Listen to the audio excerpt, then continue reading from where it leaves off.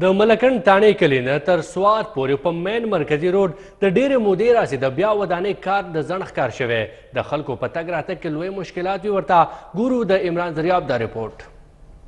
د یو ملک په ترقۍ کې د روډونو مهم کردار وي وجه دا ده چې د روډونو له وجې که یو اړخ ته د وخت او پیسې بچت کیږي نو بل اړخ ته د انسان ژوند کې اسانتیاګانې هم پیدا کیږي خو د بده مرغه زموږ په معاشره کې د روډونو جوړولو ډېرې لږې منصوبې په عمل کې راځي خو چې کله هم په دغه منصوبو کار پیل کړی شي نو اکثر د حکومت او د متعلقه چارواکو د غفلت له کبله دغه د ترقۍ منصوبه د ځنډ ښکار شي لکه د ملکن تانې نه تر سوات پورې د روډ جوړولو منصوبه د تیر یو کال راسي د ځنډ ښکار ده د روډونو جوړولو محکمې خو د دې روډ د بیا جوړولو په غرض دا روډ وران کړو خو د بیا ودانۍ څه امکان په نظر نه راځي چې له کبله یې نه صرف ولس ته په تګ راتګ کې ډېرې پریشانۍ رامخې شوي دي بلکې د روډ خوا او شا کې میشته خلک هم د لوی امتحان سره مخ دي زمونږ د سکول ماشومان چې هغه ټول د دې دوړو د لاسه چې کم دی نو هغه تقریبا ټول ناجوړه شوي د سینې مریضونه دي او د مرۍ چې کم دی مرۍ خوږېدل دي ټول بیمار دي دلته کې موږ چې کم دی روزانه د ورځې لس پیریډه کوزېږم د روډ ته د ټینکر والته مینت کوم اوبه راته چړکاو راته هم نه کوي دوړه تکلیف ته د ماشومان ټول چې کم دی ټي بیماران دي سبا کور کې پراته دي او سبا هسپتال کې پراته دي موږ دلته ټي بیماران کړو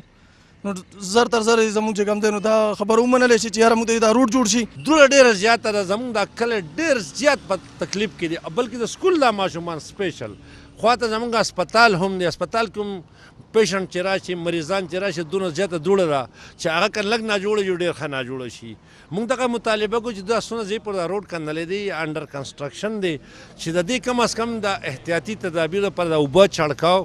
دو موږ ته بر وخت کې چې د خلک په تکلیف نه د تانې ملکن ایجنسۍ نه تر سوات پورې روډ جوړول یقینا د ترقۍ لویه منصوبه ده خو دا ترقي به اله عملي شکل کې راځي چې کله د روډ جوړولو محکمه خپل فرض په ښه شان ترسره کړي د سیمې خلکو او ټرانسپورټرانو د حکومت نه غوښتنه کړې چې د تانې نه تر سوات پورې په روډ جوړولو دي په هنګامي بنیادونو عملي کار پیل کړي عمران دریاب خیبر نیوز تاڼه مالکن